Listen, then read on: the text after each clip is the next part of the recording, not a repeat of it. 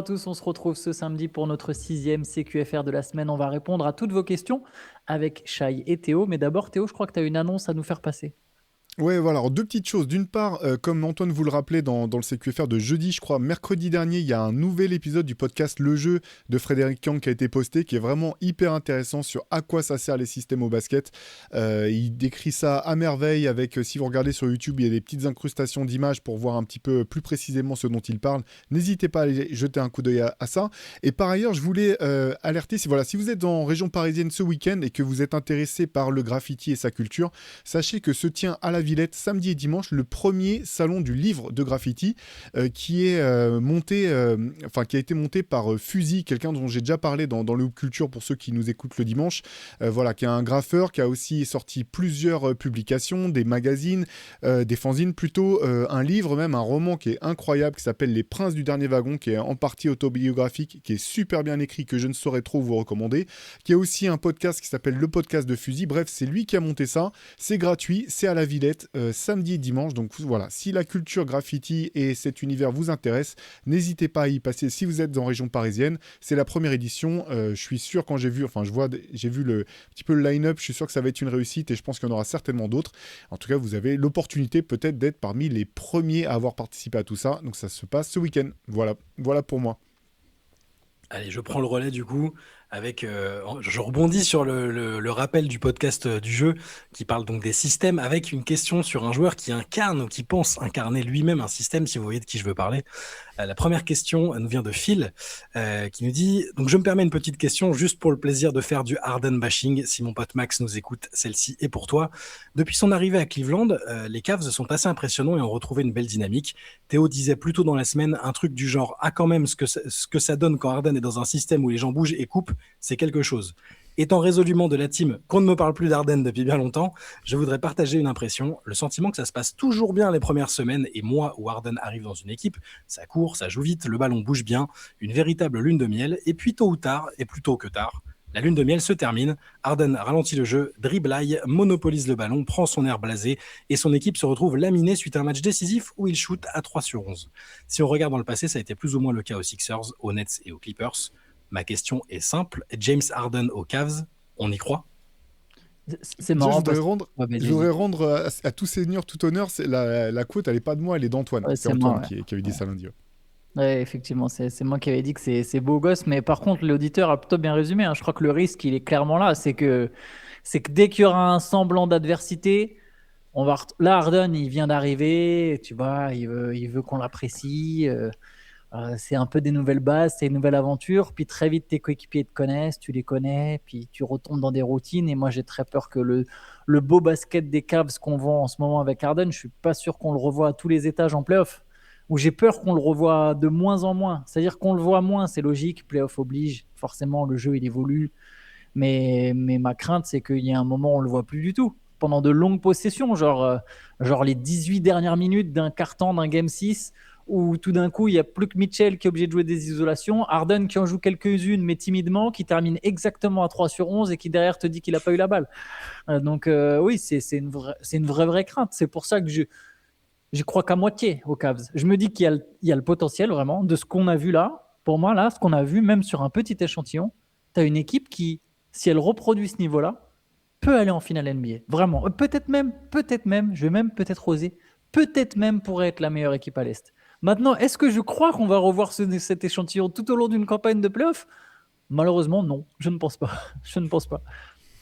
Ouais, il y a. En fait, je suis d'accord avec tout ce que tu as dit, Antoine. J'adore le mot-clé, je trouve, dans le mail, c'est le mot lune de miel. C'est l'expression de Bill Simmons, la honeymoon Harden. Et c'est exactement ça, parce que quand on se rappelle de ce qui s'était passé à Brooklyn quand il est arrivé, il jouait à la perfection. Il lâchait les ballons tôt, il jouait un rôle de pur meneur avec des moments où qui saisissait pour jouer ses isolations qui étaient parfaits. Moi, j'ai du mal à croire que ça va se poursuivre, du moins en playoff. Et je pense finalement, il y a un élément en fait, auquel on prête pas forcément attention, c'est que James Harden, c'est aussi fort soit-il en saison régulière, c'est un joueur au bout du compte face auxquels les meilleurs entraîneurs arrivent à trouver des solutions. Ils arrivent à s'adapter, en fait. Et c'est pas un hasard, vu l'historique, c'est pas un hasard si à chaque fois ça finit par caler au fur et à mesure sur les séries longues. C'est parce qu'il y a des ajustements qui sont trouvés, on le met en difficulté. Il y a ce dont tu parlais, Antoine, moi j'adore même citer ces mots exacts, quoi. C'était la balle ne m'a pas trouvé, quoi, quand il était aux Sixers, c'est-à-dire que tous les ballons passent par lui. C'est assez fou d'avoir pu sortir ça. C'est pour ça que moi je reste sceptique. Et pour aller un petit peu plus loin, si t'es les Cavs et que t'as fait ce deal, c'est pas simplement que tu veux James Harden pour la fin de saison, c'est que tu vas le re-signer. Et ils vont le re-signer. C'est sûr et certain qu'ils vont le re-signer. Et donc c'est pas un pari juste pour cette saison, c'est pour la saison d'après. Et c'est que tu penses que tu peux être champion NBA avec James Harden dans le backcourt avec Donovan Mitchell. À voir. Moi, je suis pas convaincu. Je choisirais pas aujourd'hui Cleveland pour être finaliste, même si il faut reconnaître, il est très bon depuis son arrivée à Cleveland. Il est très bon et l'équipe a aligné les très bons résultats. Moi, ça dépend à quoi on me demande de croire, en fait. Si c'est est-ce que Cleveland peut être champion avec James Harden là cette année et avec l'équipe en place, je ne pense pas. Après, si c'est faire un parcours en play-off à l'Est plutôt sympa, aller jusqu'en finale de conf, vraiment pourquoi pas. Mais bon, avec Harden, voilà, vous connaissez mon scepticisme à son sujet. J'ai déjà même moi-même un scepticisme avec Donovan Mitchell en première option en play-off à chaque fois. Aussi bon soit-il, les deux en même temps, ça me paraît compliqué. Mais bon, pourquoi pas. Moi, ce qui me pose problème avec Harden, c'est qu'il y a toujours cette période de lune de miel et il suffit d'une petite contrariété, de quelque chose qui va pas dans l'écosystème dans lequel il est. Alors, je rigole souvent avec cet article fou qui racontait les jours à Brooklyn quand il avait vu Kyrie Irving débarquer avec la sauge là et faire des incantations et c'est visiblement la seconde à laquelle il a décidé qu'il resterait pas dans cette équipe. Voilà, c'est le mec il faut vraiment que tout aille dans son sens parfaitement jusqu'au bout. Et peut-être que ce sera le cas à Cleveland finalement. Peut-être que avec ses coéquipiers ça ira. Attention, parce que Donovan Mitchell c'est quand même quelqu'un qui a du caractère, de la personnalité, qui est le leader de l'équipe. Voilà, pourquoi pas, pourquoi peut-être que ça marchera, mais jusqu'à quel point je vois absolument pas les Cavs être champions NBA. S'ils arrivent en finale NBA, ce sera beau, ce sera très beau, mais je les vois pas gagner contre une équipe de l'Ouest, et donc je ne vois pas Harden être champion pour la première fois ou Cleveland pour la première fois depuis le départ de LeBron sous cette version de l'équipe. Voilà, c'est si je dois répondre à la question. Après, pour la repréciser, les Cavs, le but c'est champion NBA. Si tu fais pas finaliste de conférence, ça serait très bien. Mais déjà, on pourrait se demander si c'est pas simplement, si c'est juste ça, et je mets tous les guillemets qu'il faut, hein, parce qu'on mesure bien à quel point c'est compliqué. Il pourrait le célébrer comme une réussite, mais on pourrait se poser la question de savoir si c'est vraiment tant une réussite que ça. Là, l'objectif c'est finaliste NBA ou champion NBA, parce que l'équipe elle va coûter cher, très très cher, très rapidement. Donovan Mitchell, il a une option qui va lui permettre, s'il le veut, de devenir free agent et de se barrer autre part. Donc c'est quand même un peu l'urgence pour Cleveland. Ouais. On passe à une question d'Arnaud, une question qui pourrait me chagriner un peu, hein, je l'ai vu, mais je vais quand même la prendre. Lorsque je regarde certains matchs, j'aime beaucoup faire des focus sur un seul et même joueur. Depuis le début de la saison, à chaque fois que je regarde le Magic, je me concentre sur Paolo Banchero. Et autant vous dire que je ne suis pas déçu. Offensivement, malgré un gros volume, il est d'une inefficacité terrifiante. Son true shooting percentage le confirme. Et défensivement, c'est l'un des joueurs les plus fainéants que j'ai pu observer. De plus, il n'a quasiment pas progressé depuis sa saison rookie, et je me demande à quel moment la mansuétude de la planète basket à son égard va prendre fin, et pourquoi les franchises sont-elles généralement très tolérantes avec ce genre de joueur inefficace. Qu'en pensez-vous ? En fait, moi je suis... pardon, vas-y Théo, commence, vas-y Théo. En fait, la critique, elle est tout à fait justifiée, mais je suis très partagé en fait en ce qui concerne Paolo Banchero, parce que le talent, il est là, il est clairement là, et je pense c'est impossible de le nier. L'inefficacité, elle est aussi clairement là, et on peut pas simplement la passer, la balayer d'un revers de la main. Mais pourtant, alors peut-être que je cherche trop d'excuses. Quand je regarde Orlando, je peux pas m'empêcher de penser qu'il y a quand même que ça manque de solutions en fait, et que ça manque de solutions d'un point de vue structurel. Et c'est pas la première année. On pouvait penser, et moi je pensais que l'arrivée de Baines permettrait aussi de gommer un certain nombre de choses. Il faut se rappeler aussi qu'Orlando enchaînait les blessures, Franz Wagner est toujours pas là, etc. Mais quand même, moi je trouve il y a un problème structurel, parce qu'en fait, au bout du compte, même quand les pièces ne collent pas tout à fait, c'est la responsabilité du staff technique d'en tirer le meilleur. Et je pense qu'on n'en tire pas le meilleur. En tout cas, offensivement, on n'en tire pas le meilleur. Défensivement, je trouve qu'Orlando est très très décevant cette saison par rapport à ce qu'a été les standards de cette équipe par le passé. Et moi, j'aime beaucoup ce qu'a fait Jamal Mosley jusqu'à présent, mais je pense quand même qu'il y a une limite qui vient de là. Et on en parlait entre nous cette semaine, mais il y a eu un échange entre le coach et Paolo Banchero en conférence de presse à distance, où après un match, Paolo Banchero disait que le problème, c'était que souvent à la mi-temps, les équipes adverses faisaient des ajustements et que Orlando n'arrivait pas à s'adapter aux ajustements. Les propos ont été rapportés aux oreilles de Jamal Mosley. En gros, parce que, effectivement, quand tu entends ça, tu peux dire c'est que le coaching staff fait pas son boulot. Et Jamal Mosley, j'ai trouvé hyper intéressant parce qu'il parlait notamment, c'était un match à Détroit. Il disait, non, le seul ajustement que Détroit a fait, c'est qu'ils ont joué plus dur et qu'ils ont plus coupé l'accès à la raquette et qu'ils sont mis à couper plus les lignes de passe. Donc lui, en fait, Jamal Mosley, il niait d'une certaine manière le fait qu'il y ait eu un ajustement de Détroit, tout en détaillant quand même une série d'ajustements opérés par Détroit. Et oui, je pense que là, c'est un problème parce qu'une équipe comme les Pistons, qui, en fait, on connaît leurs forces. Et ils sont extrêmement forts sur leurs forces, Détroit. Donc, ce qui veut dire que si tu n'es pas aussi talentueux qu'eux, ou si tu n'es pas aussi...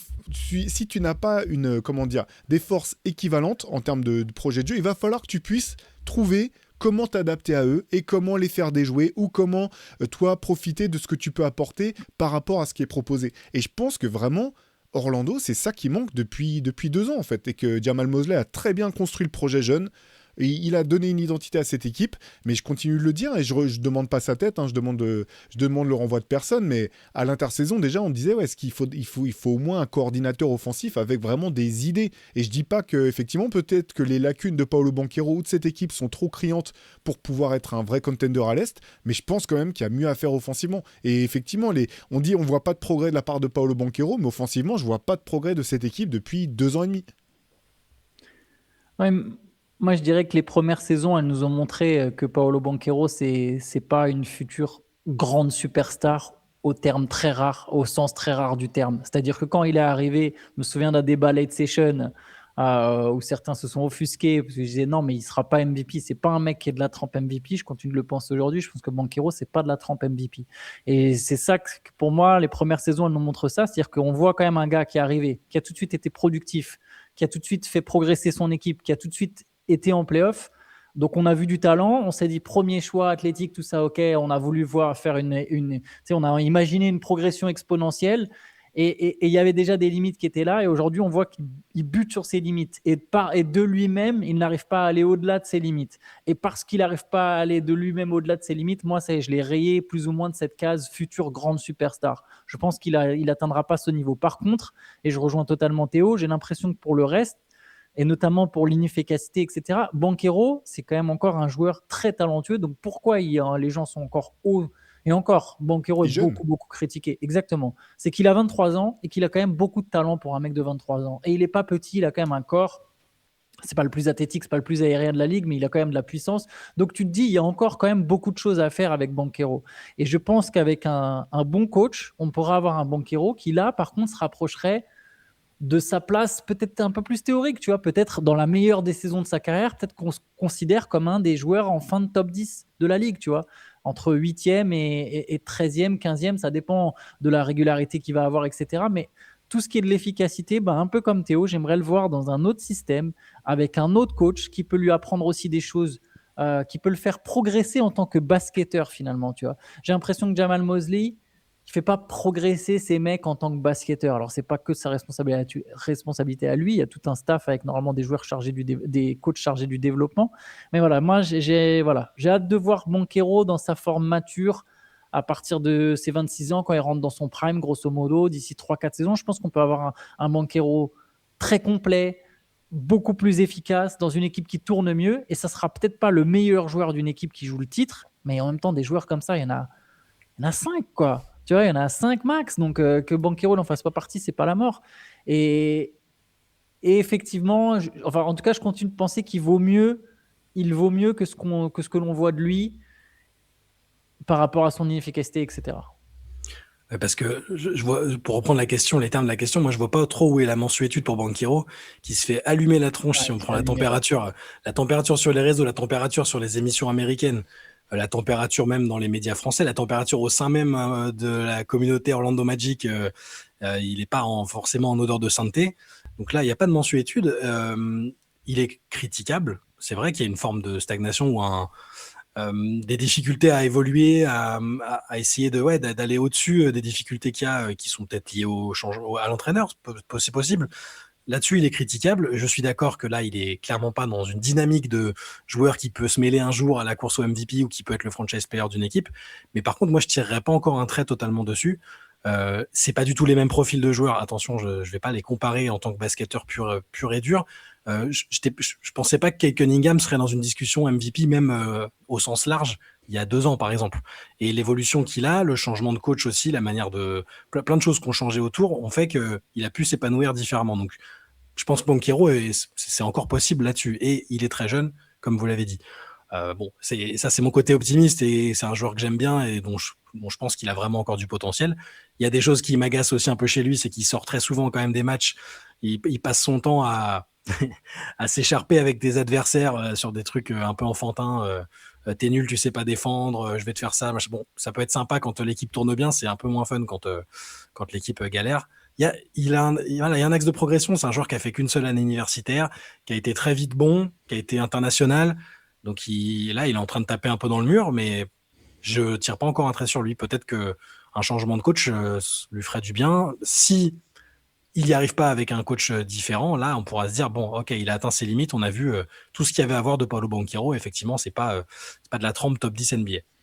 Juste Et juste une pour... toute Ah, petite vas-y. nuance avec Cunningham, c'est que Cunningham, justement, il a progressé en fait. Cunningham qui est drafté quoi, 1 an après Banchero ou 1 an avant, je sais plus. Bon, de toute façon, ils ont un an Encore une d'écart. fois. Il a Ouais, c'est 24 ça. ans, Cunningham. Cunningham, dans ses premières saisons, qui a aussi souffert de ce manque d'efficacité qui a été pointé du doigt. Puis on a vu finalement, bah tiens, tu mets des vétérans autour, d'un coup, il paraît plus efficace et ça l'a aidé sans doute. Tu vois, je dis, il a progressé individuellement au tir. Et peut-être qu'aussi le contexte l'a aidé à progresser. Il y a un mix des deux, c'est un cercle vertueux, mais il y a quand même eu une évolution visible, tu vois, ses petits tirs. Parce que si Cunningham aujourd'hui, il mettait moins de 3 points, il avait toujours pas le shoot à 3 points. Alors c'est pas un sniper, hein. Et surtout qu'il n'avait pas ce petit shoot à mi-distance en sortie de pick and roll. Si Cunningham il a pas ça, les Pistons ils jouent la 8e place, pas la première en fait. Par contre, son true Comment shooting penser percentage, ça? il est inférieur à celui de Paulo Banchero cette année. Parce que c'était un des arguments dans la question. 56-2 Banchero, 55-9 Cunningham. Donc c'est bien pour moi. Ça prouve bien que Oui, ça ne fait pas tout l'analyse. C'est pas bien Cunningham fait sûr, une bien sûr. superbe saison. Hein, y a pas... Et Cunningham n'est pas le plus efficace des joueurs non plus, mais tu vois, il y a certaines situations sur lesquelles il a ajouté un petit shoot Cunningham qui aujourd'hui fait que ça développe quand même, comment dire, ça ouvre son jeu. Pardon Théo, tu voulais dire quelque chose. Non, non, non, c'est hyper intéressant parce que l'autre élément aussi, c'est qu'il joue pas au même poste. Et en fait, Cunningham, Ouais. ce qui est intéressant, c'est qu'au-delà de ses stats à lui personnelles, il génère du jeu pour son équipe, pour l'équipe de Détroit en fait. Mais, Ouais. mais la comparaison avec Détroit, je la trouve vraiment intéressante parce que je voulais dire un truc sur Jamal Mosley. Je pense qu'être un grand coach offensif, c'est ce qu'il y a de plus dur. C'est vraiment ce qu'il y a de plus dur de la même manière que c'est plus simple, et je mets des guillemets quand je dis plus simple, mais devenir un excellent défenseur que devenir un attaquant élite. Je pense que c'est quasiment comparable en fait.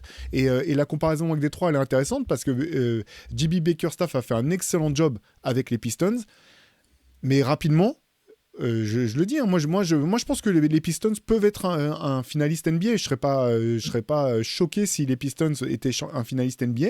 Mais la question va se poser aussi du côté de Détroit, de savoir est-ce qu'ils arrivent à générer suffisamment de points. Est-ce qu'offensivement, ils vont pouvoir se hisser à un niveau qui peut en faire des champions NBA. Donc ils ne sont pas au même stade de leur développement.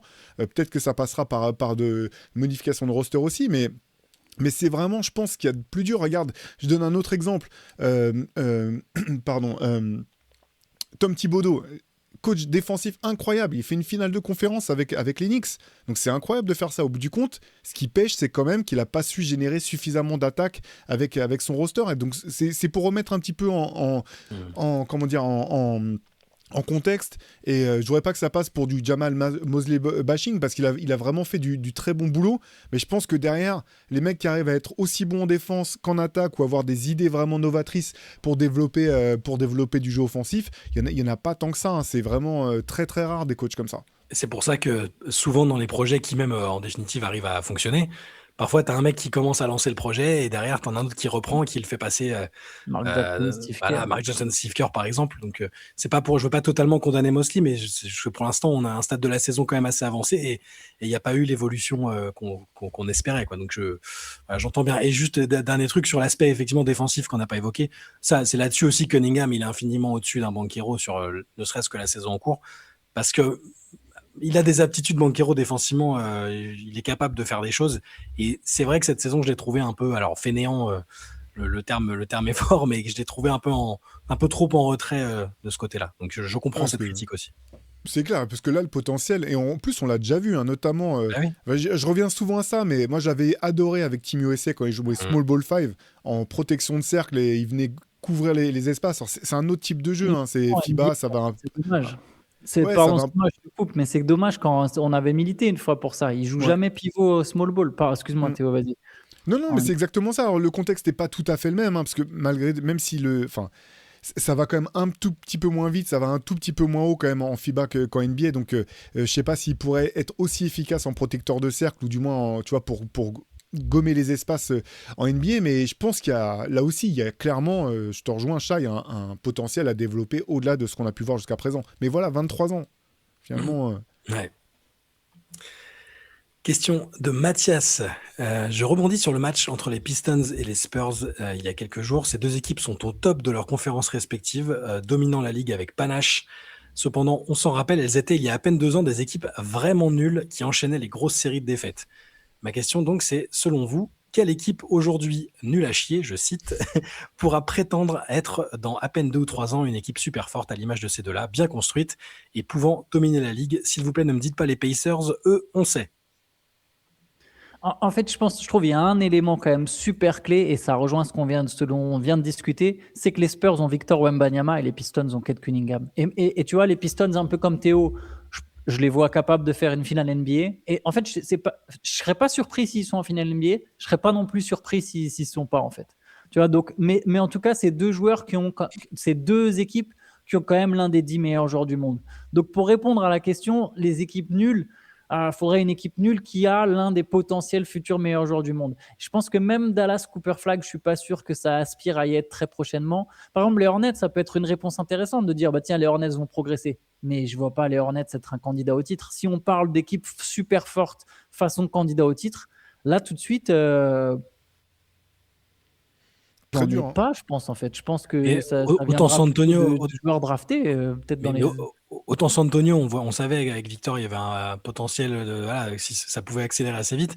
Cunningham, même si on pouvait bien aimer le joueur, c'était pas garanti que ce soit l'un des 10 meilleurs joueurs de la ligue, tu vois. C'est un peu ça. Donc peut-être qu'il y a des joueurs dans les équipes Mais il arrive avec cette mauvaises. étiquette quand même. Il est premier Oui, c'est choix un de numéro 1 de draft. draft. Tu Ouais. vois, il est premier choix de draft. Il est très vite présenté comme un futur Mhm. multiple All-Star. Et il avait quand même C'est une draft un peu. Enfin, je veux dire, c'est pas le nom le plus sexy, mais c'est quand même un mec à qui très vite on nous a vendu. C'est une future star quand même. Après, parce qu'en fait, les contextes sont vraiment particuliers parce que les Spurs étaient nuls à dessein. Ils ont fait exprès d'être nuls en fait pour aller Ouais. chercher Victor Wembanyama et derrière ça a accéléré.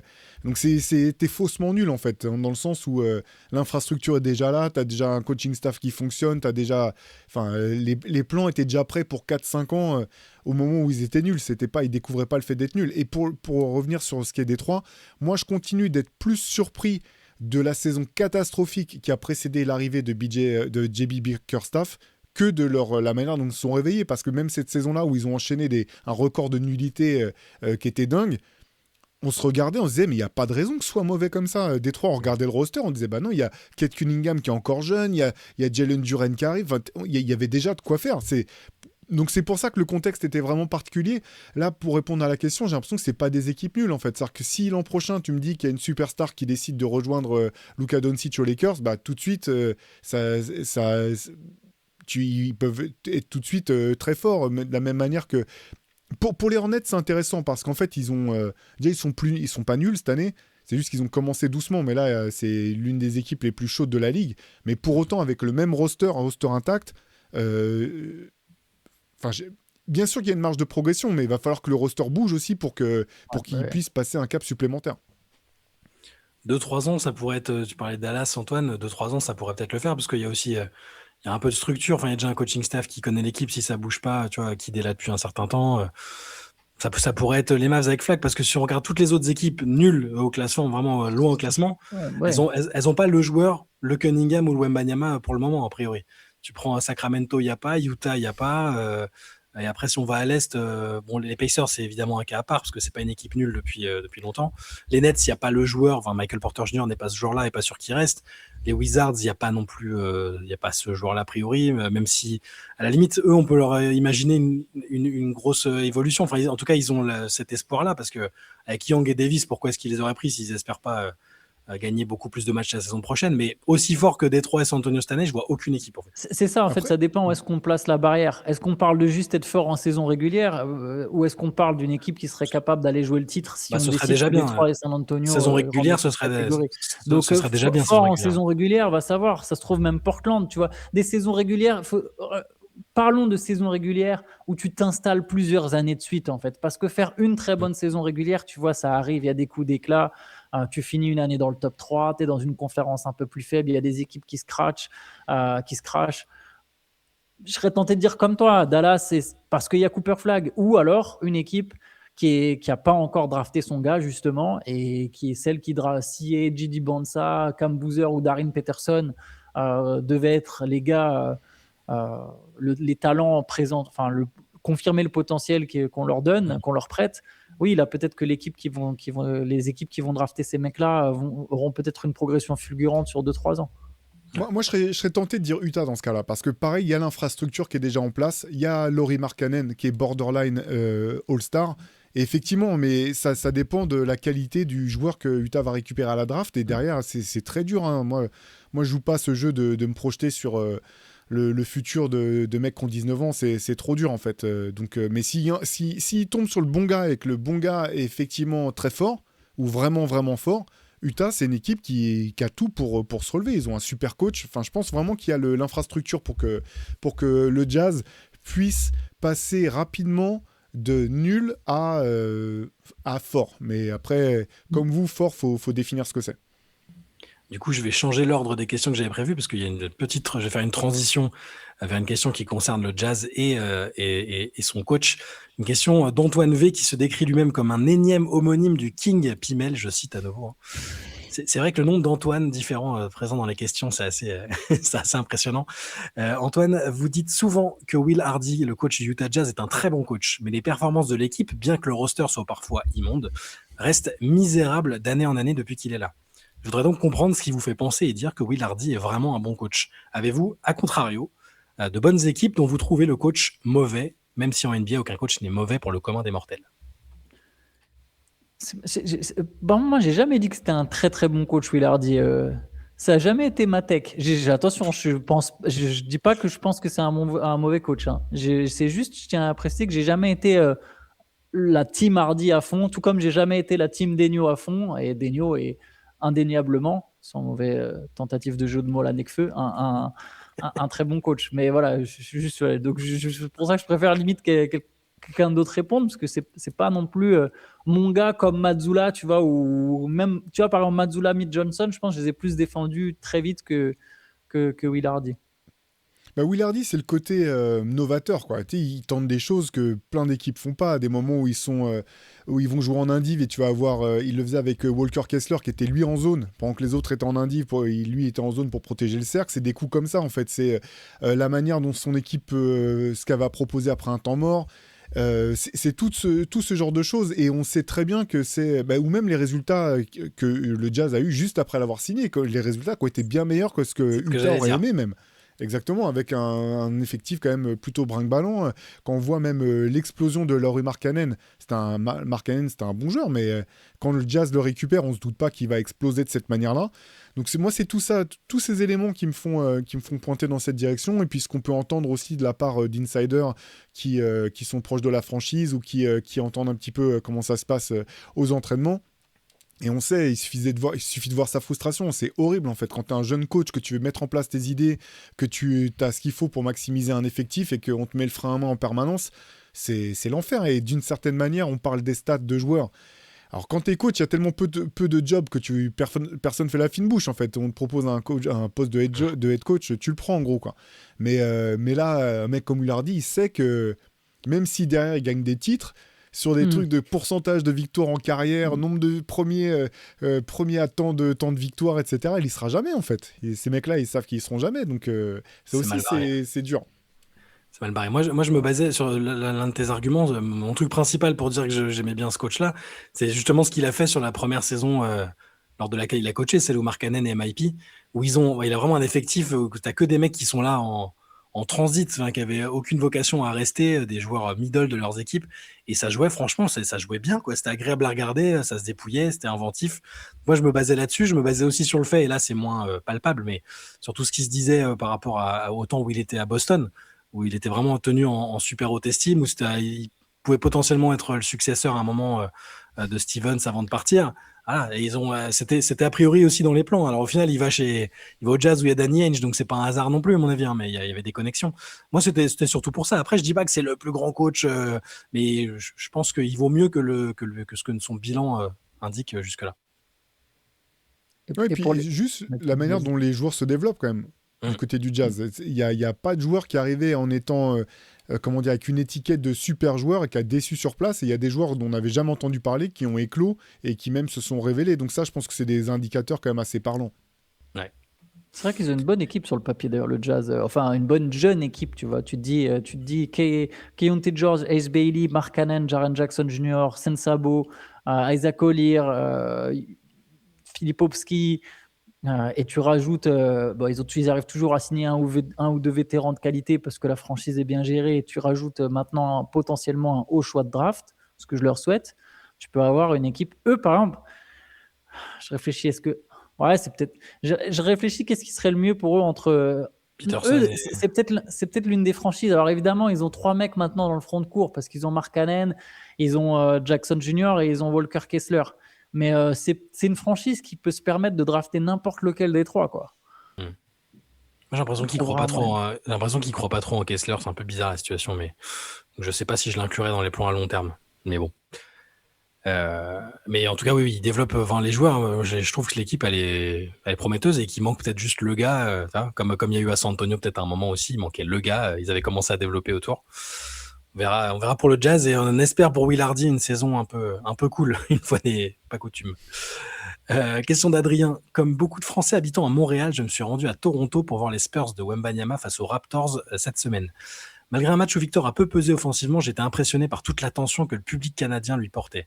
Les fans des Raptors autour de moi étaient tous très très attentifs à chaque fois que Victor avait le ballon ou quand il était impliqué en défense. Ses moindres faits et gestes étaient commentés. Il était même particulièrement charrié quand il loupait un tir, signe selon moi qu'il inquiétait constamment les partisans des Raptors. Quand un joueur suscite une telle réaction à l'extérieur, peut-on le considérer selon vous instantanément comme une superstar de la Ligue ? Bah, c'est une très belle définition. Ouais, c'est bien. C'est un élément de plus. Ouais. Je pense que ça fait partie des éléments il y a plusieurs ingrédients. C'est pas le seul. Ça montre que c'est une superstar au moins sur le plan du marketing et de l'image. Et après, il y a des éléments de jeu aussi qui font sur l'impact, sur la capacité à se créer son tir, sur les stats, sur le rayonnement. Ça rejoint l'impact, mais le nombre de victoires, etc. Et oui, Victor aujourd'hui est une superstar à tous les niveaux. Oui, c'est ça, c'est ce que tu as dit, Antoine, c'est quand il y a un niveau effectif de basket qui est lié à une fascination. C'est ça, c'est pour ça qu'on dit, je pense que c'est pour ça qu'on dit superstar et pas simplement une star. Et c'est pour ça que enfin, c'est un petit peu mon credo, mais c'est pour ça qu'il y en a aussi peu en fait. Superstar, il y en a, comme tu disais tout à l'heure, je sais pas, 4, 5 maximum peut-être sur les 450 joueurs de la ligue. Je pense que derrière, les gens ne correspondent pas forcément à cette étiquette-là. À chaque fois qu'il passe dans un couloir d'une salle NBA, il y a toujours le staff qui est « Oh là là, qu'est-ce qu'il est grand, c'est incroyable ». Il y a l'aspect fascination avec Victor qu'il n'y a pour personne d'autre. Et même des joueurs qui ont fait plus que lui en NBA, je pensais à Jason Tatum par exemple, je pense pas que les fans adverses ils soient aussi fascinés et aussi sur son dos ou ébahis à chaque fois qu'il touche le ballon, ce qui est peut-être injuste parce que c'est un joueur exceptionnel aussi. Mais ouais, je suis d'accord, il y a des joueurs comme lui, il n'y en a vraiment pas beaucoup de toute façon. C'est combien déclenche peut-être même un peu l'hostilité maintenant. Il y a eu quelques salles où il y a eu un peu d'hostilité pour Victor cette saison. Ça fait partie c'est des choses qui font les superstars.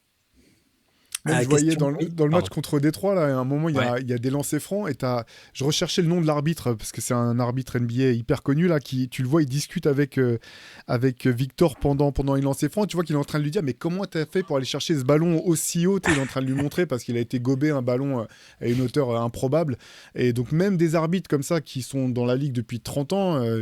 Tu vois qu'ils se demandent comment c'est possible ce que Victor est en train de faire parfois par ses capacités hors normes. Ouais. Alors, il y a un joueur qui a suscité plusieurs questions d'auditeurs. Alors, là, c'est des questions d'Enzo et Kevin qui se rejoignent, donc je vais les lire ensemble. Alors, Enzo qui nous dit déjà un petit mot pour remercier Théo de m'avoir fait un peu plus découvrir Flint avec sa publicité agressive. Je reviens de son concert et peux aisément dire que c'était l'un des meilleurs concerts rap et l'un des plus sympas. Maintenant, parlons basket. Comment est-ce possible que Mitchell Robinson soit aussi nul au lancer? Depuis sa saison rookie, il fait sa pire saison au pourcentage et a plutôt tendance à régresser. Comment est-ce possible qu'une franchise comme les Knicks, et même lui-même, n'agisse pas pour résoudre ce souci? On pourrait dire que c'est un blocage mental, mais pas avec une mécanique comme ça. Je ne parle même pas de sa tête quand il arrive sur la ligne, on dirait qu'il va s'évanouir. C'est d'autant plus dommage que je pense qu'il pourrait être un top 10 pivot défenseur avec une meilleure régularité sur la ligne. Savez-vous ce qui a déjà été mis en place pour des joueurs comme ça, aussi atroces au lancer? Et Kevin ajoute qu'il avait plusieurs questions en tête au sujet de Robinson, hein, donc c'est un autre auditeur qui nous dit comment est-ce qu'un joueur de ce niveau peut-il avoir une aussi mauvaise technique? Est-ce que les joueurs comme ça travaillent ce mouvement à l'entraînement? Est-ce que d'autres joueurs avec une aussi mauvaise technique ont réussi à surmonter ces problèmes-là? Ça me fait rire parce que je regardais un des matchs des Knicks la semaine dernière et je me posais, enfin, même en le connaissant au lancer franc, je me suis posé la même question. Je me suis dit à un moment, mais c'est fou quand même d'être aussi fort, finalement d'être d'être un joueur important d'une équipe très forte en NBA et d'avoir une mécanique aussi laborieuse et douloureuse. Moi, ça me fait mal en fait quand je le vois tirer des lancers francs. Tu dis, mais quand il avait 14-15 ans, comment ça se fait je me demandais comment il avait fait finalement pour persister dans ce sport-là, parce que tu le vois sur la mécanique de tir. Et bon, il y a plein de choses à faire sur un terrain de basket, mais tu prends un ballon, tu vas pas prendre des rebonds offensifs quand tu as un ballon tout seul sur un terrain. Tu prends la balle pour aller mettre des shoots, quoi. Et ouais, c'est laborieux au possible. C'est un mystère. Hein, après, en fait, il y a le facteur match. Il y a le facteur match. Parce que tu sais, même un André Drummond qui était très mauvais au lancer, les mecs t'expliquaient que, ou je sais plus, j'ai maintenant un doute si c'est lui ou Dwight Howard, mais je crois que c'était André Drummond. En fait, à l'entraînement, il te fait du 90%, tu vois. Ah, mais Ou pas pas, tu Mitchell vois, Robinson. ou pas loin. Ouais, Mitchell Robinson, sans doute pas, mais tu vois, et André Drummond, derrière, il était à 55. Après, c'est vrai que Mitchell Robinson, c'est absolument catastrophique, mais il faut voir à quel point le facteur match, il faudrait avoir ces données à l'entraînement, parce que si les coachs, ils le voient shooter à 70% au lancer à l'entraînement, on va se dire que tu vois, le problème, il est C'est mental. mécanique, mais il n'est pas que mécanique, tu vois. Mais il y a Là, un sur la problème mécanique, mécanique. En fait, ce qui est ouf, c'est qu'il y a un problème, il y a un problème mécanique qui est évident, quoi. Oui. Comment ça se fait qu'il est toujours pas gommé, ou même ne serait-ce que qu'on voit ne serait-ce qu'un début de, tu sais, de progrès, de gestes un peu plus académiques, quoi. C'est de la folie. Mitchell Robinson, en fait, ce qui est fou, c'est que t'as l'impression qu'il n'y a aucune automatisation. T'as l'impression que c'est comme quand tu prends ton oncle qui a jamais joué au basket et tu lui dis vas-y fais un shoot. Tu vois qu'il est en train de découvrir le geste au moment où il est sur la ligne des lancers francs et de se concentrer. Ah oui attends, faut pas que je shoote à deux mains, donc faut que je pousse comme ça. Et je dis ça, c'est un joueur incroyable, le rebond offensif. J'ai rarement vu un rebondeur comme lui, mais c'est vrai que c'est assez incompréhensible. On dirait presque, et on sait que ça a déjà été le cas, tu sais, les mecs qui shootent pas avec la bonne main en fait. Tu vois, je sais pas. C'est vrai que c'est dur de comprendre pour élargir un petit peu la réponse. Déjà, c'est souvent quand même. Enfin, plus tu as des grands segments, souvent, plus Ouais, c'est dur c'est dur. d'être Ouais, sur la bien sûr. coordination, la fluidité du geste. C'est un exercice très particulier. Le lancer franc, je continue de dire qu'on dit à tort que c'est le tir le plus simple au basket. C'est pas le cas parce qu'il y a ce à quoi tu faisais allusion, Antoine. C'est le seul moment pendant tout le match où il se passe rien d'autre et où tous les regards sont sur toi. Tu as les arbitres, les coachs, les adversaires, le public, tout le monde te regarde et tu dois mettre ce panier. On te dit c'est le plus facile, donc tu n'as pas le droit de le rater. Donc la pression, c'est quand même un exercice qui est particulier. Et puis, voilà, je sais pas, il y a des gens qui sont pas faits pour shooter, hein, et qui peuvent être bons au basket, mais pas pour shooter. Je sais pas, toi, Shai, si tu as un autre élément de réponse. Je vais être taquin, mais en plus, pour le coup, c'est un joueur qui a malheureusement été souvent blessé. Il aurait eu le temps de le travailler quand même, le lancer depuis le temps. C'est quelque chose qui aurait pu être implémenté dans dans ces séances d'entraînement, j'imagine. Mais bon, il y a un aspect psychologique.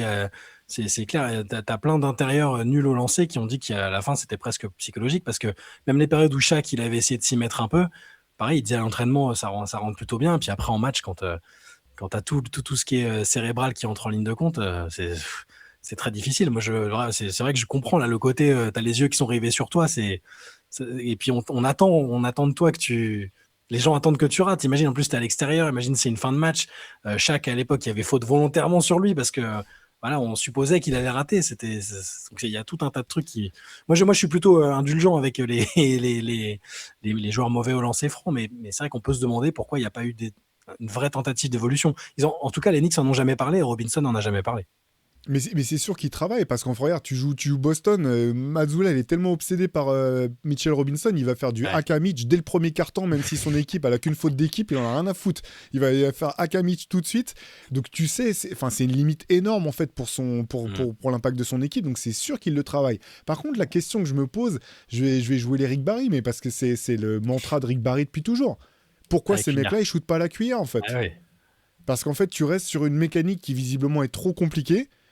Et là, c'est l'aspect, les gens ont peur de se faire afficher, en fait, que ça soit la honte, mais limite, j'ai du mal à croire que, tu vois, avec un shoot à la cuillère, il serait plus maladroit qu'il ne l'est déjà avec ce tir à une main qui fonctionne pas. Et si tu peux le laisser sur le terrain, je peux dire que ça change le plafond ça change la manière dont tu abordes les matchs quand tu joues New York, hein, si Mitchell Robinson, il est pas freiné par ça. Ah bah, c'est clair. Question de Camille. Il y a encore des gens qui sont intéressés par le tanking. Hein. On reçoit plein de questions sur le tanking, plein de propositions, ça continue dans tous les sens. J'avoue que j'avais pas mesuré l'intérêt que les gens portaient à cette question-là, ça fascine. Hein. Alors, Camille nous dit, il y a un article sur votre site qui parlait d'un dirigeant NBA qui, si le premier choix de draft était à vendre, mettrait 100 millions sur la table. Et si la solution c'était ça, non pas acheter les choix de draft, mais les pourcentages de chances de gagner la loterie. On garde les pourcentages de chances actuels, mais ils sont à acheter. L'argent disponible pour les enchères serait lié à la place dans le salary cap. Ce dernier est actuellement trop contraignant, mais dans une version moins contraignante du salary cap, ça permettrait de récompenser les équipes qui le respectent et qui sont souvent faibles sportivement. Ça permet aussi de récompenser les équipes qui performent en entrant sous le salary cap, comme OKC ou Indiana l'année passée. En plus, mercantile pour mercantile, autant y aller à fond. Perdre ne sert plus à rien, mais travailler intelligemment comme le Thunder ou les Pacers, oui. Par contre, ce serait drôle de trouver comment définir la valeur de choix de draft échangé. Pensez-vous que cette idée pourrait être viable et pour le coup, serait une vraie lutte contre le tanking? C'est trop compliqué. N'oublions pas, faut que tout le monde puisse comprendre. Aux États-Unis, dans le reste du monde, j'ai laissé un petit blanc exprès. Non, c'est marrant, hein, c'est intéressant, mais je pense que c'est trop compliqué. C'est marrant ce que tu dis, Antoine, parce que tu sais, j'écoutais un podcast avec Zach Lowe, là, où lui aussi il réfléchissait aux trucs anti-tanking. Et il y avait cette question d'enlever le côté c'est les plus mauvais qui vont choper en premier. Et le premier truc qu'il disait, c'est non. Enfin, il expliquait que ce qui était dur pour lui, c'était dans le fait d'imaginer un système comme ça. Il disait texto, non, le sport, c'est comme ça que ça marche. En fait, ça marche comme ça en Amérique du Nord, n'importe où. Le mec qui sort de l'INSEP ou du centre de formation du Mans, il signe avec l'équipe qu'il veut, en fait. C'est marrant, c'est logique, hein. Le sport a une telle culture, il prend une telle place dans la culture aux États-Unis que ça fait office de religion, mais c'est très très dur pour eux d'imaginer quand même d'autres systèmes ou des systèmes qui récompenseraient pas les plus mauvais. Et alors l'idée là, elle est sympa, hein. Franchement c'est plutôt sympa comme idée, mais moi je reste sur le truc de hasard complet. Je pense que tant qu'il y aura... Au bout du compte, je pense que ça serait la manière la plus égalitaire de régler le problème. C'est parce que t'es un mec égalitaire, Théo, on sait. Malheureusement, la NBA, je pense pas, n'ira pas forcément dans ce sens-là, je pense. Il y a une question, il y a une autre question un peu contractuelle, financière et tout, je vais la poser dans la foulée. Une question de Julien. En écoutant vos réflexions récentes sur le tanking, je m'en suis posé une. La NBA ne vit-elle pas en dessous de ses moyens? Autrement dit, la ligue n'est-elle pas aujourd'hui trop contrainte par le CBA? On voit que certaines franchises et propriétaires sont prêts à donner des contrats fictifs, comme le cas Kawhi à 28 millions, et sans doute d'autres exemples moins visibles, payer des amendes pour le management afin d'optimiser leur équipe pour les playoffs, comme les Cavs, dépasser largement les aprons et assumer des dizaines de millions de pénalités, accepter des sanctions implicites pour tanking quasi assumées, et dans le même temps, les valorisations et ventes de franchises n'ont jamais été aussi élevées. D'où ma question, le CBA ne bride-t-il pas artificiellement les possibilités économiques réelles des franchises, notamment sur les salaires des joueurs? Le fait que presque toutes les équipes puissent offrir des contrats max à de nombreux profils montre peut-être que le plafond est devenu relativement accessible. Je suis curieux d'avoir votre regard là-dessus. Après, juste le détournement du cap, c'est justement pour éviter, parce que si tu donnes 50 millions à Kawhi à part, c'est pour éviter de lui donner, en fait, tu fais au moins 100 millions d'économies. Parce que si tu pouvais donner un contrat à Kawhi où il touche, je sais pas, 120 millions l'année, et que tu passes, imaginons qu'il n'y ait pas de. Tu vas largement au-dessus des deuxièmes apron, $1 vaut $3, un truc comme ça. Donc en fait, tu payes le triple de son salaire. Donc en lui payant que 50 millions, tu t'évites de payer toutes les taxes qui sont multipliées par 3. Donc tu y gagnes quand même au change. Et je pense quand même que les aprons, on voit que les équipes sont prêtes à payer les aprons. Non, pas tant que ça au final. On a bien vu, elles sont pas tant que ça prêtes à le faire. Et la preuve, c'est que lors de la deadline, toutes les équipes, même celles qui se sont renforcées comme les Cavs, ont cherché à faire des économies et pas à aller au-delà des aprons. Et en plus, vu que les aprons, si tu restes 3 ans de suite dans le deuxième, tu es sanctionné par la draft, etc., il n'y a aucune équipe qui va essayer. En fait, c'est automatique. Tu vois, par exemple, Boston, aujourd'hui, c'est évident, hein, ils ont dégraissé leur masse salariale. Si tu n'as pas une vraie connaissance des aprons, il y en a quand même après les playoffs qui pensaient que Boston allait garder son équipe ou allait se renforcer. Mais non, en fait, c'était juste pas possible. Ça faisait deux ans de suite qu'ils étaient au-dessus du deuxième apron. Ils pouvaient pas se permettre. Il y avait aucune chance que Boston allait garder son équipe. Tout le monde savait, si tu étais conscient des aprons, qu'ils allaient dégraisser parce que c'est beaucoup trop lourd en fait comme taxe. Donc la NBA, alors ça répond à oui, elle est bridée, mais pas tout à fait pour les raisons qu'avançait. Enfin, ce qui est intéressant, cela dit, hein, son message. Mais je voulais juste rectifier sur ça. Et sur Boston, tu as 100% raison. Parce que s'il n'y avait pas eu ce problème, ils auraient gardé leur équipe. Moi, j'en suis quasiment sûr. Hein. Peut-être pour Porzingis, peut-être pas, parce qu'il y avait ces problèmes de santé. Mais je pense pas qu'ils auraient forcément cherché à changer leur effectif. Moi, je pense que si. Pas tout, peut-être pas autant, pas dans les telles proportions, peut-être pas Holiday, peut-être qu'ils n'auraient pas tout fait, mais si, Bah je oui, pense c'est qu'ils ça. auraient changé. Mais je pense qu'ils auraient changé, par contre. Ils auraient quand même dégraissé. Ils étaient obligés de dégraisser, en fait. Mais en Ils fait, auraient dégraissé. c'est ce que je dis, ils étaient obligés, mais s'il n'y avait pas eu cette logique d'Epron, qu'ils avaient pu simplement se Ah dire, oui, on va en pardon, mettre sur ok, une d'accord, année. j'avais pas compris. Ouais. Tu parlais s'il n'y avait pas eu la blessure de Tatum. Ok, Non, autant pour moi. je Oui, disais, oui. s'il n'y avait pas Ah oui, cette là, je te question rejoins. d'Epron. Ils auraient gardé leur équipe, bien sûr. Ah oui, Ouais. Et ça a coïncidé avec le rachat de la franchise, par ailleurs. Enfin, en partie. Ouais. Que le nouveau propriétaire devait faire avec la situation qui leur a été donnée, et c'était encore plus évident du coup que l'effectif allait bouger. Question de Théo, un autre Théo. Il y a plusieurs Antoine, il y a plusieurs Théo aussi. Il n'y a qu'un seul chat à chaque fois quand même. Il n'y en a aucun autre, j'en ai plus un. S'il existe, qu'il se manifeste parmi les auditeurs. Non, chat, il les a déjà tués en fait. Il les a donné tous rendez-vous à un endroit. Et c'est lui qui est ressorti vainqueur du combat à main nue.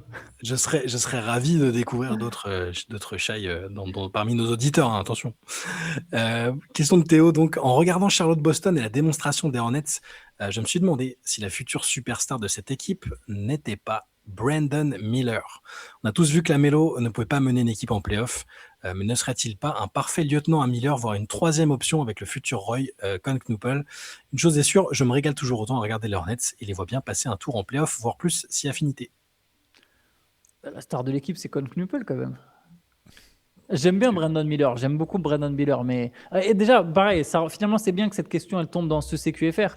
Superstar, Brandon Miller, je pense pas que ce soit une superstar. Par contre, c'est un futur très bon joueur, et lui et Cohn-Knuppel vont être un peu les visages de cette équipe. Qui sera vraiment le plus fort des deux?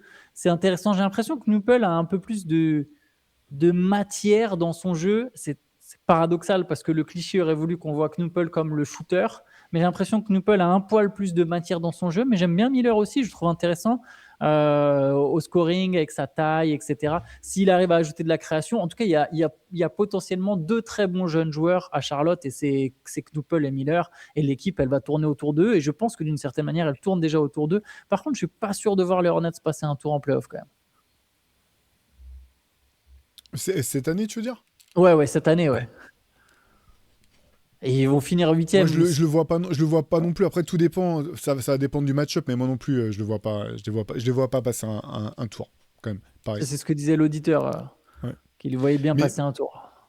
mais Brandon Miller, déjà super joueur. Déjà bravo Charlotte, parce que tout le monde s'est foutu de leur gueule quand ils l'ont pris devant Scoot Henderson.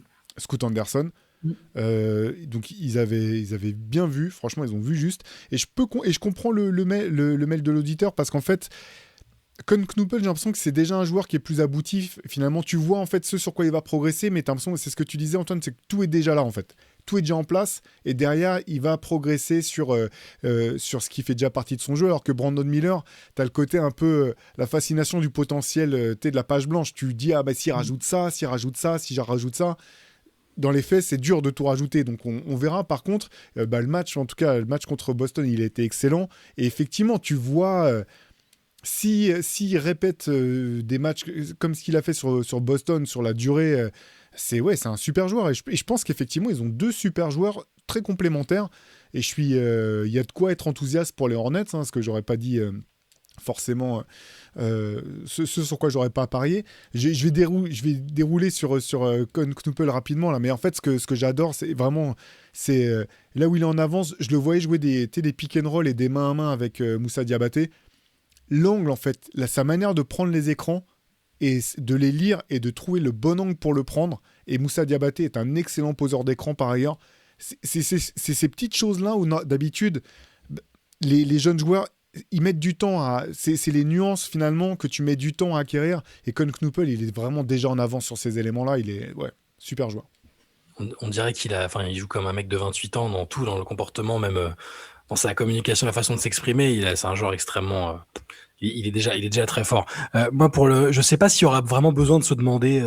déjà, est-ce qu'on a encore besoin toujours de se demander qui sera le franchise player? Est-ce qu'ils peuvent pas tous les deux... Peut-être qu'en termes de personnalité, on verra peut-être des choses émerger. Peut-être que Miller, surtout s'il arrive à enchaîner les saisons, parce qu'il n'a pas été épargné par les blessures non plus, peut-être qu'on reverra un peu la personnalité plus flamboyante, on va dire ça comme ça, qu'il a par rapport à un Knuppel qui est plus réservé. Peut-être que là-dessus, les gens se diront, c'est peut-être plus son équipe, voilà.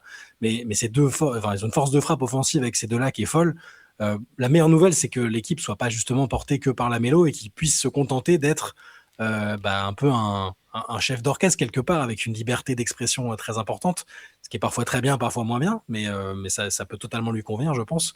Mais je pense pas, je pense que Miller sera un All-Star. Je pense pas que ce sera une superstar, par contre, si c'est pour répondre à la question. Ce que tu dis sur la mélo, en fait, si jamais il arrive à comprendre qu'il faut qu'il soit le joueur que tu as décrit là, et que c'est ça l'objectif, ça change le plafond des Hornets pour moi. Parce que pour moi, c'est le talent de la mélo, il est indiscutable. Mais je continue de ne pas avoir suffisamment confiance dans le fait qu'il comprenne qu'il doit être ce type de joueur. Et que l'objectif, c'est d'abord de faire manger tout le monde et après de sanctionner et de prendre les paniers qu'il faut. Il est trop frustrant, ce joueur, en fait. Parce que même le match contre Détroit, là, il y a un moment, il prend une espèce de tir sur un pied en reculant. Il a je sais pas combien de mètres, il le met. 2 ou 3 possessions plus tard, il reprend le même tir dans le corner et il le rate. Je veux dire, à quel moment, tu vois, c'est ce manque de jugeote, je trouve, qui continue d'être frustrant, parce que et le jour où la mélo accepte de ne prendre, alors que des bons tirs, c'est peut-être trop demandé, mais ça arrivera jamais. Le jour où il enlèvera en fait les tirs à la con de son jeu, ses pourcentages, ils vont être exceptionnels. Hein. Mais je sais pas si on le verra ce jour-là. Je suis pas sûr non plus. Il y a ce côté insaisissable. Et moi, la principale interrogation, j'avais plein d'interrogations sur cette équipe, parce que quand ils ont commencé à la former, je disais toujours, c'est un peu le Suicide Squad, parce qu'ils ont des casseroles les uns et les autres, plus ou moins sérieuses. Hein. Parfois, c'est juste dans le jeu, parfois, c'est les blessures, parfois, c'est des incartades en dehors. Ouais, voilà. Ouais. Pour Miller, voilà, il était lié à ça, mais ouais, j'avoue que j'inclus volontairement jamais Bridges dans les perspectives.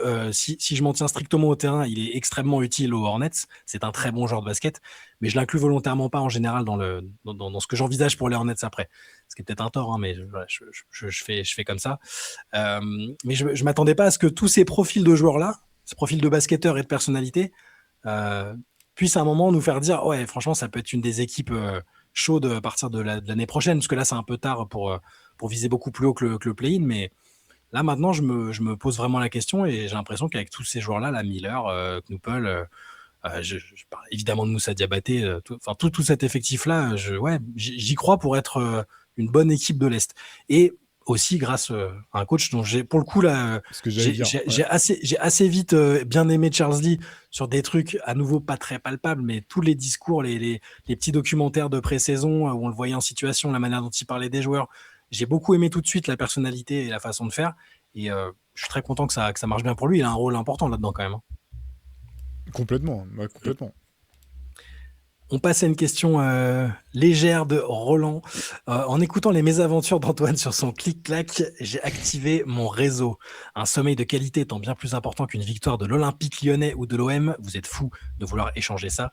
Et il se trouve que de sources sûres, quelques joueurs NBA sont à la recherche d'une coloc. Chat, Théo et Antoine, évidemment, si vous n'aviez pas le choix, avec qui vivriez-vous pendant 1 an? Alors là, il y a plusieurs propositions, plusieurs types d'appartements. Studio et toilette sur le papier, Steven Adams, un matelas au sol pour 2 et des ronflements à la hauteur du bonhomme, mais steak et œufs à volonté. Je sais que Théo va prendre ça, il n'y a aucun suspense. Chambre séparée et tout confort, Kawhi Leonard et tonton Dennis pour des soirées de franche rigolade. Jamorant, vendredi laser game avec tous ses potes, qui l'accompagnent obligatoirement. Kevin Durant, soirée relaxation sur ses réseaux sociaux. Et aussi Kyrie Irving et Tyler Hero pour refaire le monde et l'histoire tous les soirs. Donnez-moi votre classement du pire, du plus supportable au moins supportable pour vous, et je m'occupe du reste. Moi, j'hésite entre deux pour le 1. Je vais quand même... Déjà, Kawhi, je suis sûr qu'en fait, il y aurait juste Kawhi, pas l'oncle relou là. J'aurais peut-être pris Kawhi. Mais non, là, vu qu'il y a l'oncle Denis, c'est mort, je vais aller sur Steven Adams. Ensuite, je vais prendre. T'es prêt à dormir de manière aussi. C'est ce que j'allais dire. Moi, j'allais mettre un bémol. C'est-à-dire Steven Adams, mais chambre séparée quand même, s'il vous plaît. Alors, attends, mais on dort pas dans le même lit, non? C'est ce qu'il a dit. Je crois que c'est un matelas au sol pour 2. Hein, ouais. Ok. Là, tu plains on est dans une autre discussion là. Là, on est dans une autre discussion. Tu l'as vu la chambre de Steven Adams? Ouais, j'ai vu. Ouais, quand même, voilà. Moi, je suis capable de vivre. Déjà, c'est comme je vis actuellement, mais. mais non, ok. J'avais raté un matelas pour 2. Ça, c'est chaud. Non, dans ce cas, je vais aller sur Kawhi. C'était qui après Jamorant? Après Jamorant, il y avait Kyrie et Tyler Hero, visiblement. Kyrie, Tyler Hero, c'est marrant. Moi, ça me va, ça. En dernier, je mets Jamorant. Ils sont là tous les deux ou pas, Kyrie et Tyler Hero? J'ai l'impression que c'est une coloc à 3, ouais. C'est limite, c'est plus facile d'être avec les 3 que juste à 2, quoi. Parce qu'en fait, ils peuvent le soir, t'es fatigué, tu vas te coucher et continuer à parler entre eux. Tu vois, ils ont même pas capté que t'étais plus là, quoi. T'as le Kyrie Irving jeune et le Tyler Hero jeune. Par contre, tu dors pas beaucoup. Hein. Je pense qu'il y a beaucoup de musique, beaucoup de meufs. Tu rentres chez toi, tu ouvres, il y a de la mousse qui sort. Des soirées mousse, personne t'avait prévenu. Non, ça pas simple. Personne pour Kevin Durant, du coup, hein, soirée relaxation. Je pense que l'on peut traduire par soirée fumette, plus réseaux sociaux. Mais je prends son téléphone, je jette par la fenêtre, je casse les couilles, là, c'est moi. C'est pour ton bien. Tu dis que c'est pour son bien.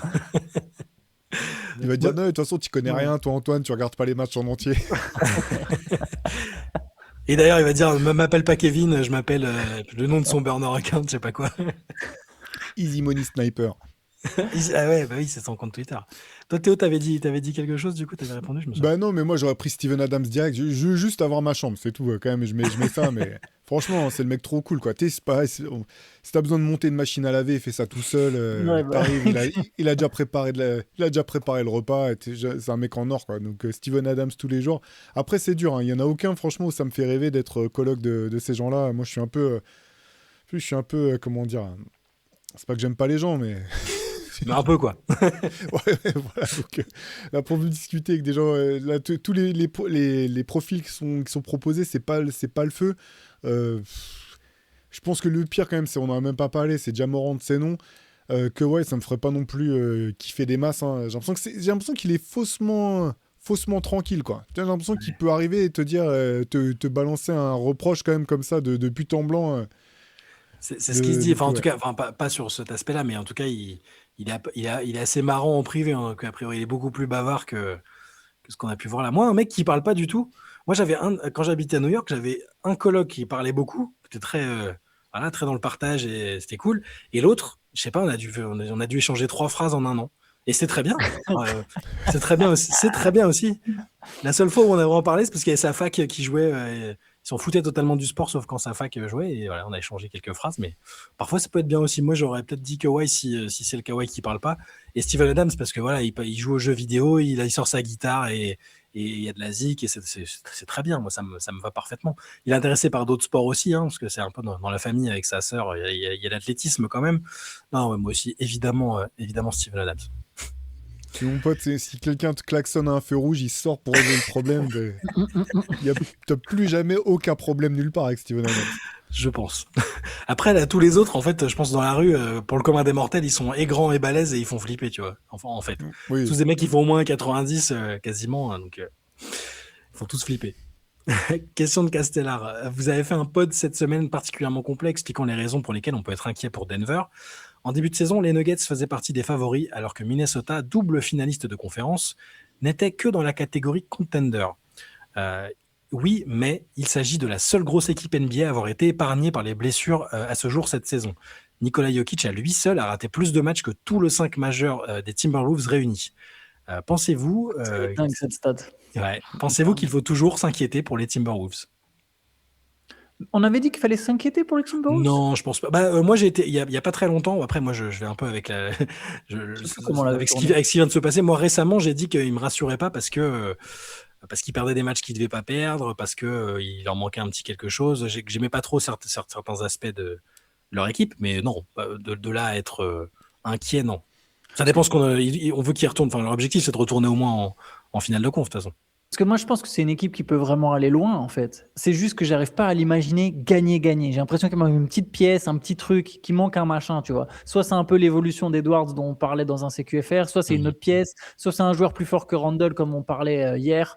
D'ailleurs, à juste titre, beaucoup de gens nous ont fait remarquer que Randle a quand même un contrat bas et que ça aide par rapport à d'autres joueurs, et c'est vrai, et ils ont raison. Donc c'est des tout petits éléments, mais sinon, Minnesota, t'as un très bon coach, superstar jeune, très bon défenseur, Jaden McDaniels, Julius Randle, Dante DiVincenzo. En plus, maintenant, il y a un peu plus de profondeur de banc et tout. C'est une équipe. Cette troisième finale de conférence qui était le pari de Théo, là, troisième finale de conférence de suite, c'est pas du tout inenvisageable, quoi. Ouais, parce qu'une des raisons qui m'avait poussé à faire à prendre cette hot take, c'est le fait que c'est une équipe très stable au bout du compte. Qui connaît ses forces, qui est tout ce que tu as déroulé là, Antoine, avec un coach qui est vraiment, que je trouve excellent, Chris Finch, on n'en parle quasiment jamais. Moi, j'aime beaucoup ce qu'il fait avec Minnesota. Donc moi, je suis pas inquiet pour les Wolves. Je pense que ça va être une équipe qui va être galère à jouer quoi qu'il arrive. Et ouais, qui va pas je les vois pas se battre d'eux-mêmes, en fait. Ils vont pas se battre tout seuls.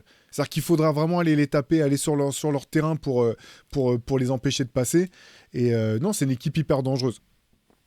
Ouais, tu as raison. C'est une équipe qui se connaît ses forces, avec Rudy en point d'ancrage défensif, Edwards qui est vraiment le leader de l'équipe. Ça, et le fait qu'ils aient pas de blessures à ce jour, je touche du bois pour eux, qu'ils aient pas vraiment de grosses blessures problématiques, c'est quand même hyper important. Ça va faire la différence en play. Enfin, là, à ce jour, c'est vrai que là maintenant, je me laisse un peu porter par leur série récente, mais j'ai un peu plus confiance en eux qu'il y a quelques semaines.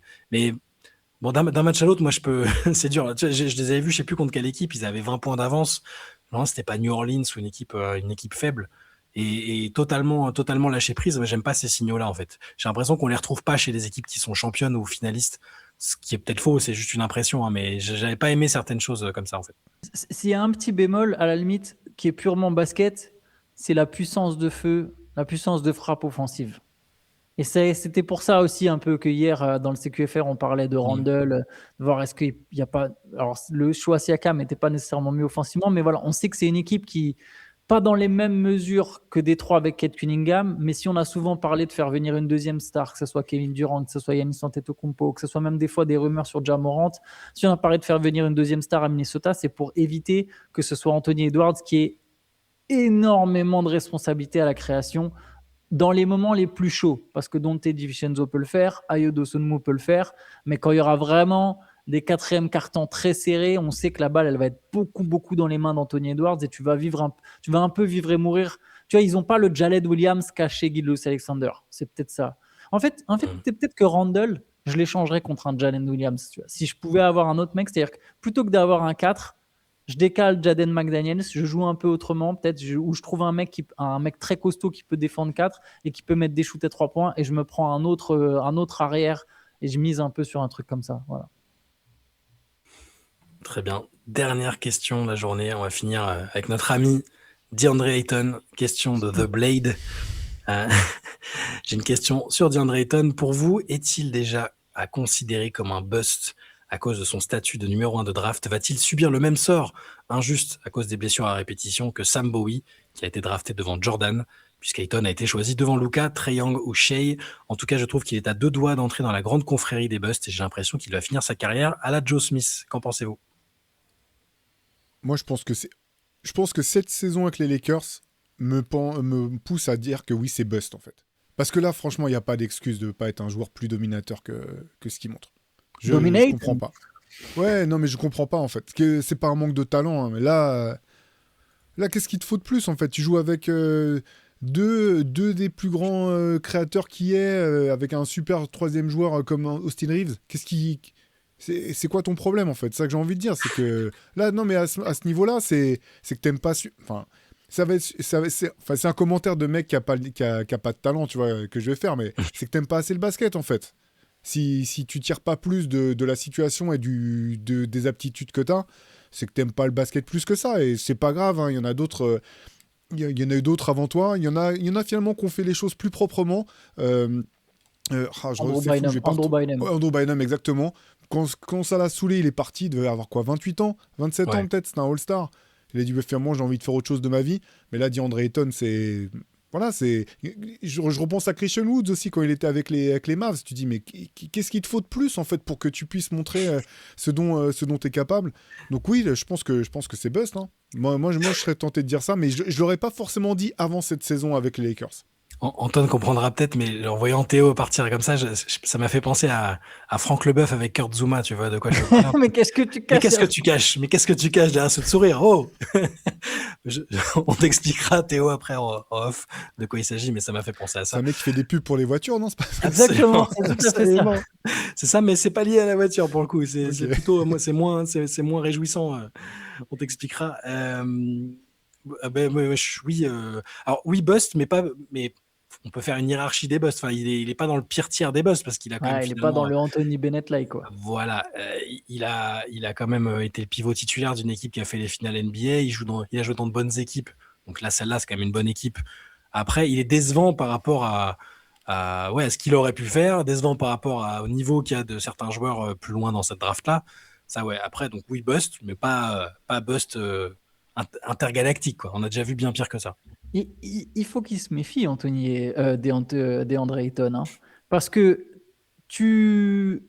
alors il est grand, il est costaud, mais il a plus non plus 20 ans. Son statut de premier choix de draft, il est en train de le perdre de toute façon. On le voit plus comme un premier choix de draft qui doit être relancé. Et en fait, tu es en train de montrer que tu veux pas d'un rôle. C'est ça que tu es en train de montrer à Los Angeles, c'est que tu veux pas d'un rôle.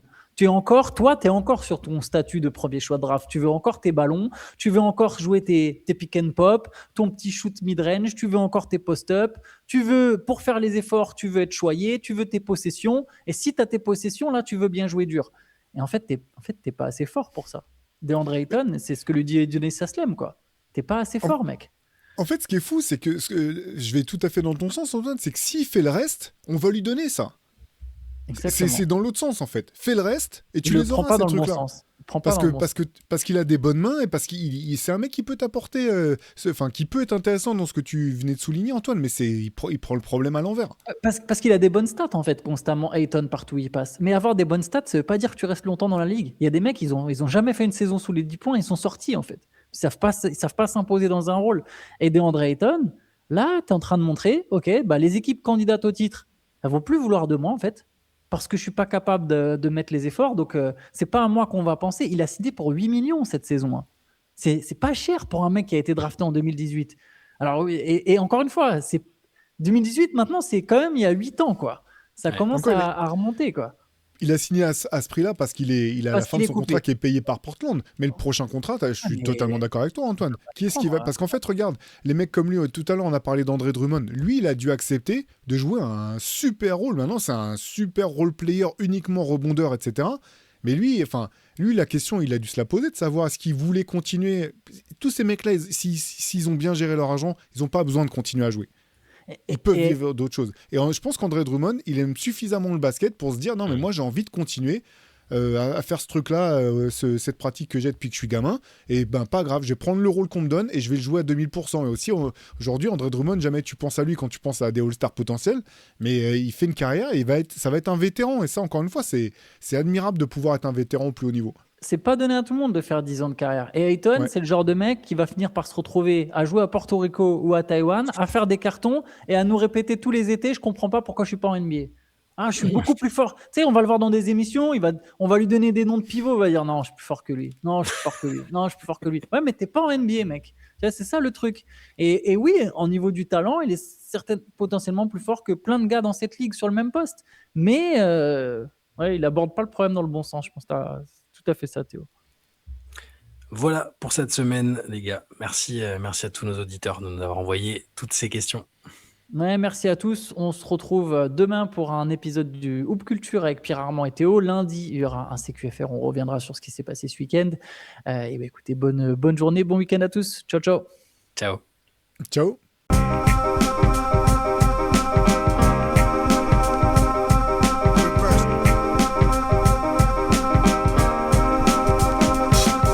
Game is out there, and it's either play or get played.